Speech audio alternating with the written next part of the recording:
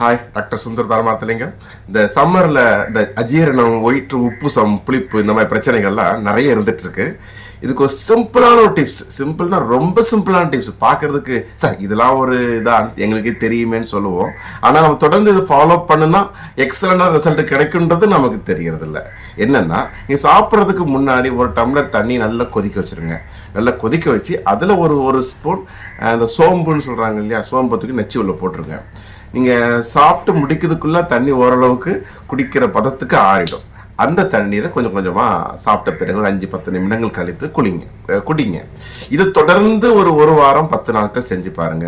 இல்லை 3 வேலையெல்லாம் பண்ண வேண்டாங்க, ஒரு வேலை மட்டுமாவது தொடர்ந்து செஞ்சு பார்த்துட்டு ஒரு 10 டேஸ் கழிச்சு உங்களுடைய ஜீரணத்தில் என்ன மாற்றங்கள் கிடைக்குதுன்றத என்கிட்ட அப்டேட் பண்ணுங்க. அதே மாதிரி சாப்பிடும் பொழுது டிவி பார்த்துட்டோ செல்லை பார்த்துட்டோ சாப்பிடாம சாப்பாட்டுக்கு மேலே ஒரு கிராட்டிடியூடோட, நன்றி உணர்வோட நன்றாக ஆகாரத்தை நான் மென்று உமிழ்நீர் கலக்கிற மாதிரி சாப்பிடுங்க. சாப்பிடும்போது தண்ணி நிறைய குடிக்கக்கூடாது, உமிழ்நீர் தான் சாப்பாடோடு கலந்து வயிற்றுக்குள்ள போகணும். ஓகேங்களா?